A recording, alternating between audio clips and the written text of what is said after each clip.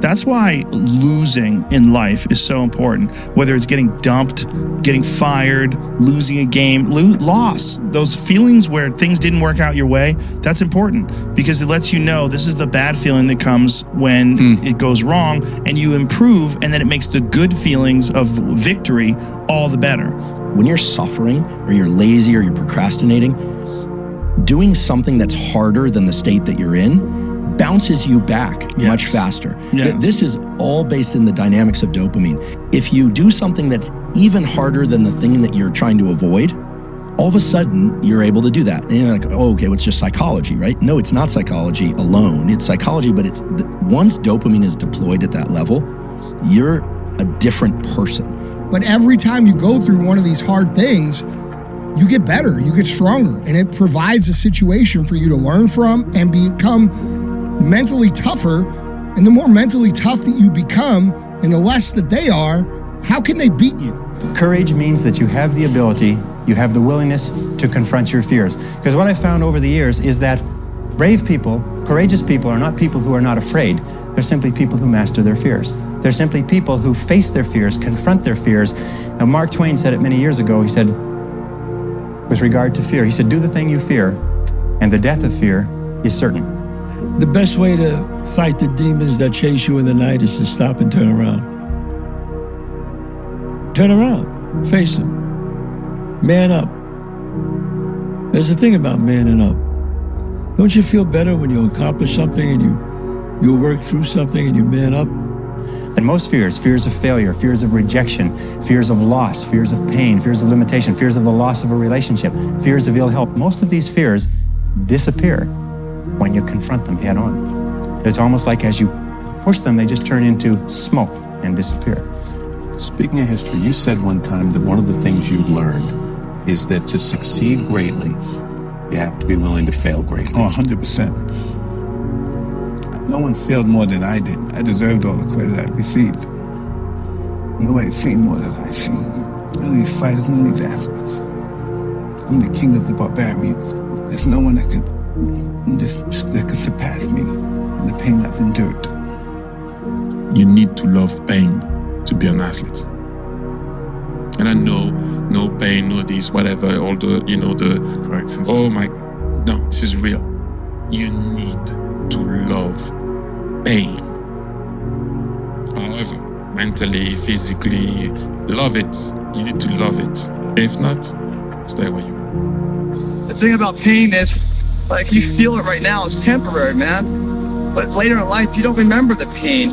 You just remember, like, the glory and the good times. I was going through West Point, or Ranger School. Man, there were some really dark hours, dark days, and dark years in my life, man. But looking back on it, I mean, I just remember the good people and the good times. I don't remember all those fucking, times where I was just so fucking done and worn out. I don't remember that. I just remember that I made it through it. And that exhilaration of pride and achievement, man, that outweighs all the pain and struggle, and that sweat equity to get there. It really does, as long as you get there. That's why they say pain is temporary, pride's forever. That's what they're talking about. Because if you push through the pain to achieve the pride, you forget about the pain was ever even there. But if you can't push through the pain and the pain stops you and breaks you down, then that pain is forever. Because you never got pride to outbalance it. How can you beat someone who cannot fucking quit? How can you beat someone who every time they go through a hard time, they get better and they get stronger instead of getting weaker and getting demoralized? How can you beat someone who looks back on all the tests that they've had and said, yeah, that wasn't shit, dude. Bring it the fuck on, okay? As opposed to the person who's like, oh my God, I can't believe this happened. And then fucking 2 months, another thing happens. Oh my God, I can't believe this happened. It's gonna be the person who has a stoic mentality, who looks at it and says this, okay? All right, we'll get through it. And then the next thing happens. Well, won't do that again, but we'll get through it, right? Not freaking the fuck out like the world's ending every 2 weeks, dude. You can't live like that. So always move forward. Always dare to go forward. Whenever you have a choice of either staying still and playing it safe or moving forward, move forward, not because you'll necessarily succeed every time, because it reinforces and cements the habit of moving forward. And most people, when they have a choice of moving forward or playing it safe, play it safe. But I think General Douglas MacArthur said there's no security in life, only opportunity. Life is very perverse in a way, because the more we seek security, the less we have it. And the more we seek opportunity, the more we have security. Helen Keller said this beautifully. She said, life is either a daring adventure or nothing at all. The bad days create the story that I'm one day going to tell myself about what I got through. Without the bad days, the story would be way more lame. There would be no glory in overcoming anything, because what did you overcome? We like feeling things. We enjoy emotion. It's the human experience is highs and lows. There is no high without lows. And I think just being able to accept that there's inevitably going to be shit times in your life. And the more you can lean into them and feel them, the more you can lean into feeling to the high ones as well. And it's just part of the journey. And I just said, just shut up and let me enjoy this pain. I don't want anything to numb it. I don't want anything right now.